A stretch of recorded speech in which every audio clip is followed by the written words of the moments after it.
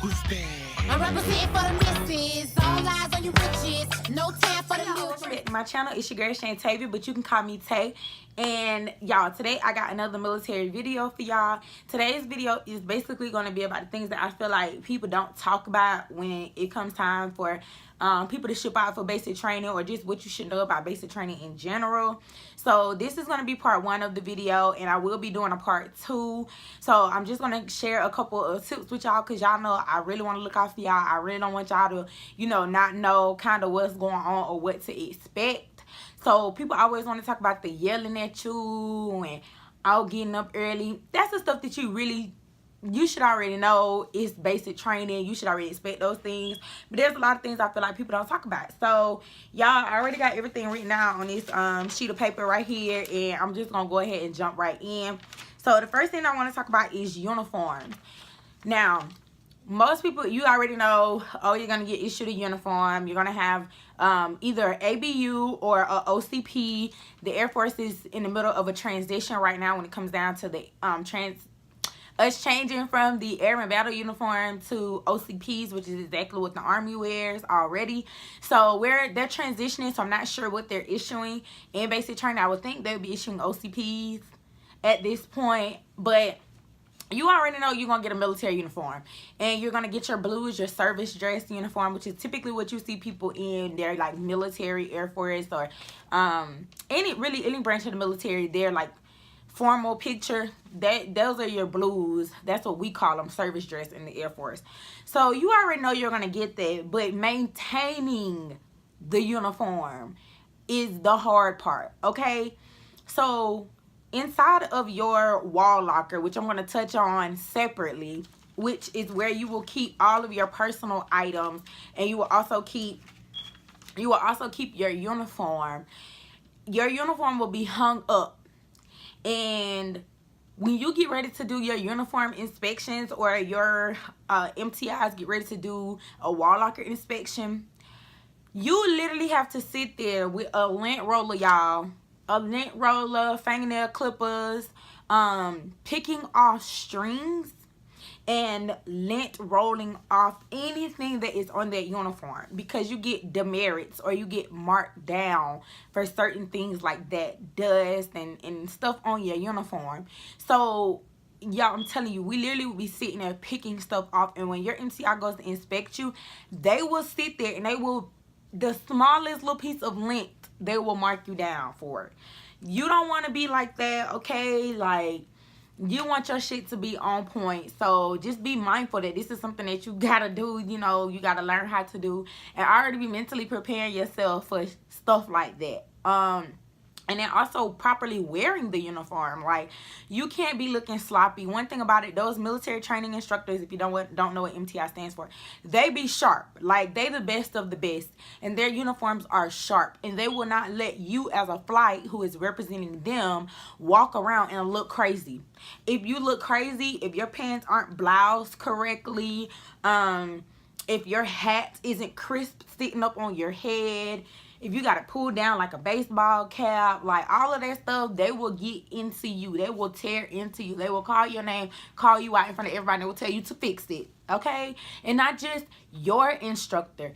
Any other MTI can correct you. You know what I'm saying? So you want to know how to properly wear your uniform. As soon as you get there, like, take notes. Everything that they telling you, take mental notes and take it seriously, because you properly know how to wear your uniform is going to come into play way after you leave basic training. Like, that's just part of being in the military. I have to make sure my uniform is clean. I have to make sure my uniform is crisp. I have to make sure, you know, anytime I put on my blues, anytime you put on a service dress, y'all, you got to be on point, okay? I had to wear my blues when I went up for the BTZ, when I went before the BTZ board, and that was one of the things we were getting graded on was proper wear of the uniform. So just make sure, you know, you are tracking that it's more than just putting the uniform on. The next thing I want to touch on was the wall locker. So your wall locker, like I said, will have all of your personal items in it. It will have a top portion that is will have a lock on it, and you wear the key around your neck. Literally, my key was around my neck from the time I got to basic training and I got issued a lock to literally the time I left Lackland. That key was around my neck because I needed it to be able to get in my drawer to all of the personal things that needed to be locked away inside. And then you have a bottom drawer, which is where you will roll up all of your socks, roll all of your shirts. Like, I might try to do a video on how we properly rolled our socks or rolling our shirts, because if you know how to do that ahead of time, you'll already be ahead of the game in basic training, because it's not as easy as it seems. Like, you got to learn how to roll a shirt up without any wrinkles. Like, that's crazy, right? It sounds crazy, but I'm dead serious. So if you know how to already do those things, then you'll be, you know, setting yourself up for success. But you also can't have like no dust in your wall locker. So we will be having baby wipes, y'all, rags, wiping the inside of our wall lockers down, because we already knew when an inspection was coming, and you don't want to get marked down. Like, you have to pass these inspections. That's a part of passing basic training. So you have to make sure that your wall locker looks good. They will have like a certain format that they will tell y'all, hey, this should be in this place, this should be in that place. Like, even your toothpaste, your shower gel, like, everything has a spot. Okay, everything has a spot. It cannot just be thrown in there. It cannot just be thrown in there. Like, I promise you, you will fail. I've seen girls fail. You don't want to fail. You don't want to be that person, okay? You don't. So, just make sure you're taking your wall locker seriously, and you keep it locked. You keep it locked, because you will get in trouble. Like, you keep your money and stuff in that top lock portion and stuff, credit cards or whatever, and you will get in trouble if somebody comes through.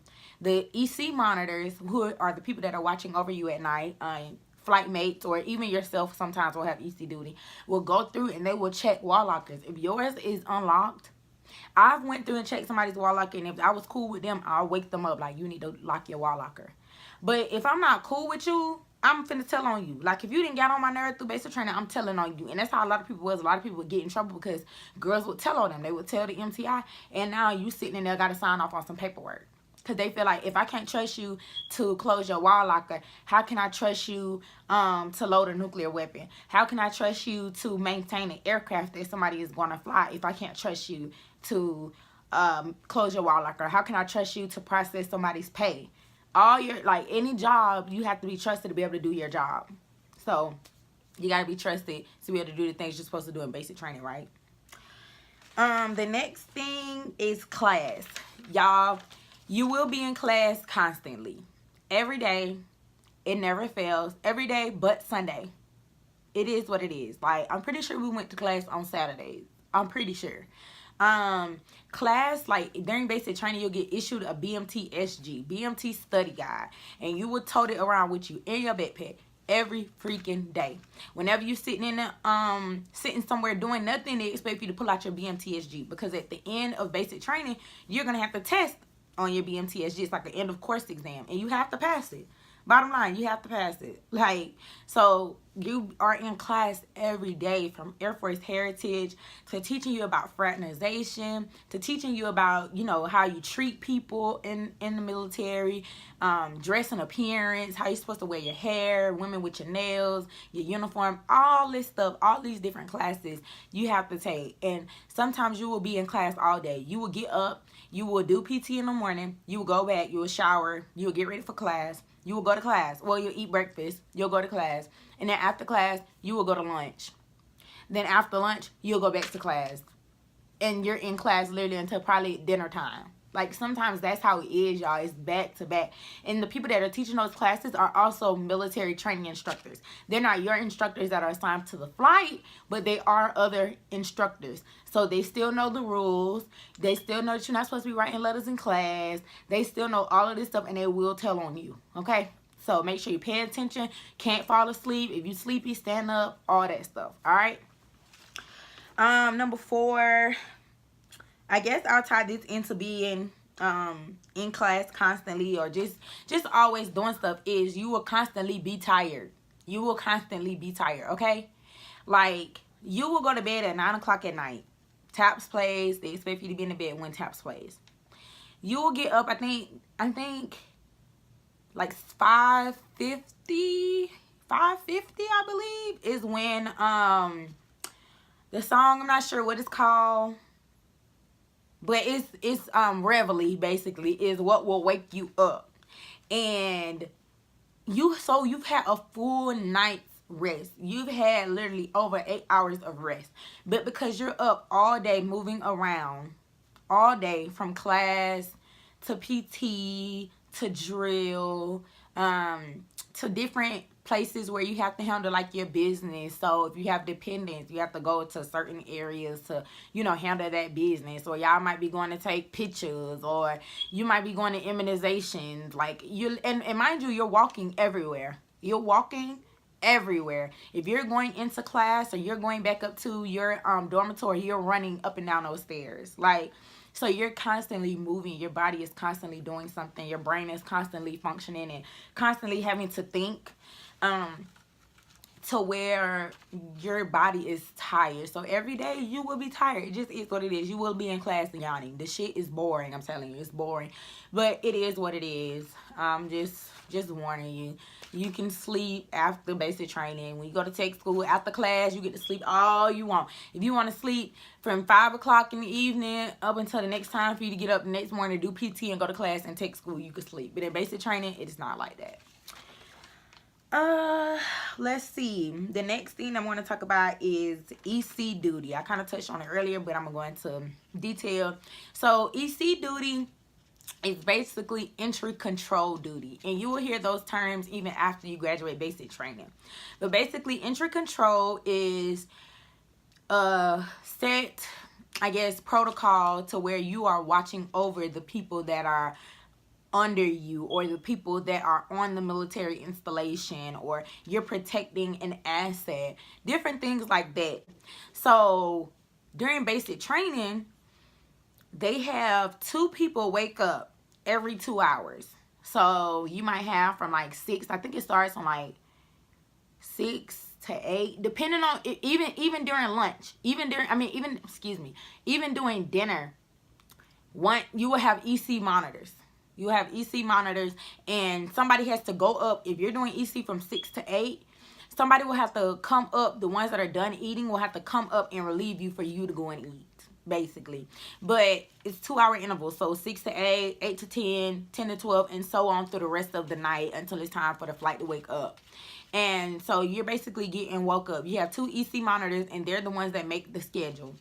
And they, you know, figure out their own system. Our EC monitors would do it based off beds, and just in a certain, you know, they would just follow the line. So bed 1 and 2, then bed 3 and 4, or whatever, just to kind of try to keep it fair. But you will get woken up, and you stand there with your M16. I think it's like a fake M16 or one that don't work no more or whatever. You stand there, and you basically up for 2 hours, ensuring that the flight is safe. You have to go every 10 minutes and check the bathrooms. Some people, you know, unfortunately can't handle basic training, and suicide is something that they have to be mindful of. So you have to go and you have to check the bathroom every 2 hours. Make sure nobody's passed out in there. Make sure nobody's sick. You have to go check wall lockers. You know, just making sure that your brothers or your sisters are good. And it sucks. You're going to be mad as hell when somebody come and be like, hey, wake up, you got EC. But it just is what it is. And it's one of those things that I didn't know about when I went to basic training. And I was like, what? I got to wake up. What? But I understand it, because it's setting you up for, you know, you might end up having a job where you have to perform EC. It just is what it is. Just prepare yourself to be woken up sometime for 2 hours during the night. Oh, and nobody cares. Like, nobody cares about you having EC duty. You're still expected when you go to class to be up. You're still expected to be able to function while you lost 2 hours of sleep. This is what it is. Also, KP duty. KP duty is something that the flight sometimes has to do, where you have your defect that is inside of your squadron that you eat at, but during KP duty, your flight or a set amount of members from the flight will go and perform kitchen patrol duty at a different defect. So the whole day, you're literally there about 4 o'clock, 4:30 in the morning, and you don't leave until after dinner time.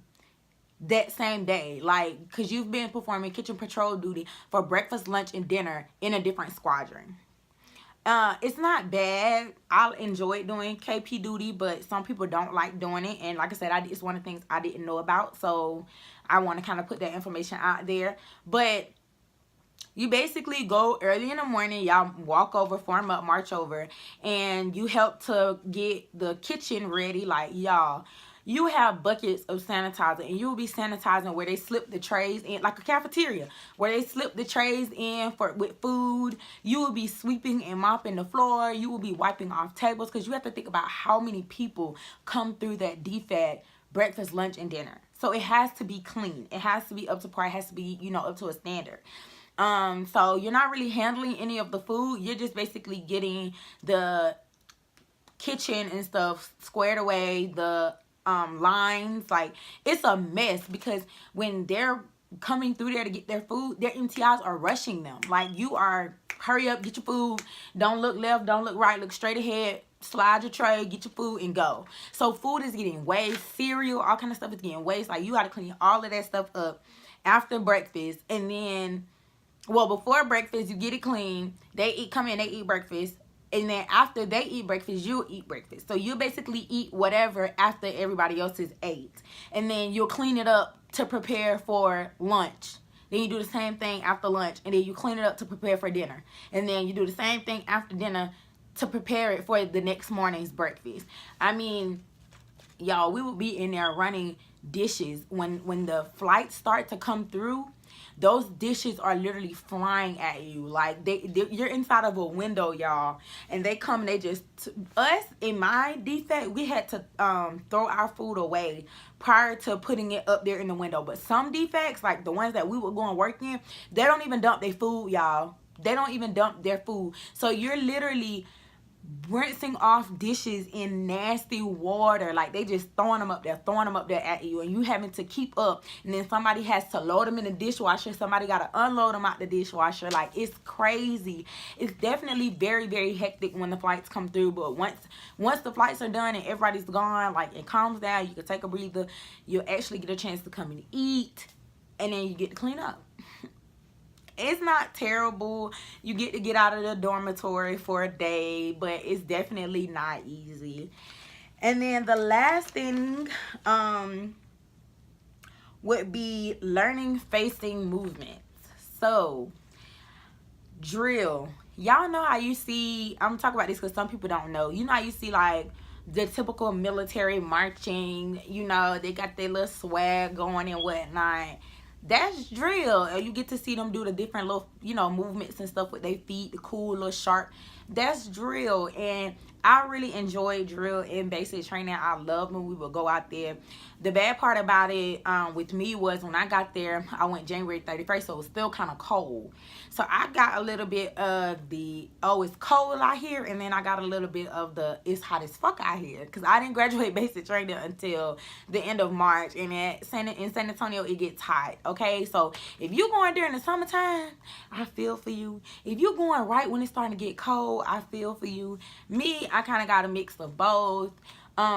But you basically go out there for like an hour, you know, sometimes 2 hours, and your MTIs teach you drill. And it's the military way. You know, it's one of those things that you think about when you know, think about the military. So to me, it was fun. I really enjoyed it. And it sucks when you don't know the facing movement that they're teaching you. But once you get it down pat, and you can, you know, turn around and go the other way, you know, and you can, you know, make little sharp rights or sharp lefts, like, it's pretty dang cool. And then once the flight, everybody gets it as a flight, and y'all can march in sync with one another and make different turns. It's really nice. Like, that's one of the things I really enjoy. But if it's hot, they don't care about you being hot. They don't care about you being cold. They don't. So just, you know, enjoy it. Be mindful if it's just something that you have to do. And then you also have to show them that you can do these facing movements before you graduate. Like, you have to know that you know how to do this. It just is what it is, because at any point in time, they can decide to do a ceremony, and I could be put in that ceremony, and me being a military member, I'm expected to know how to march with the correct arm swing. I'm expected to know how to do a column half left. I'm expected to know when they, you know, call to the rear. I need to know. I know that means, hey, I need to turn around and go the other way, and it needs to be clean, crisp, and sharp. You know, I'm representing the military. I'm representing myself. So yeah, I'm thinking that was like 6 things. I'm hoping that was 6 things. Like I said, I am going to drop a part 2 to this video. So go ahead and like, comment, and subscribe so that, you know what I'm saying, I know that y'all like me doing this stuff, and I can keep talking because I like to talk, y'all. Okay, if y'all haven't noticed, I like to talk, and I really enjoy just sharing my knowledge and stuff with y'all, like it really helping y'all. I really, honestly, and truly do. So just leave me some comments down in the comment section. Leave me some feedback. Let me know y'all really fucking with your girl, and I'll talk to y'all later. Bye.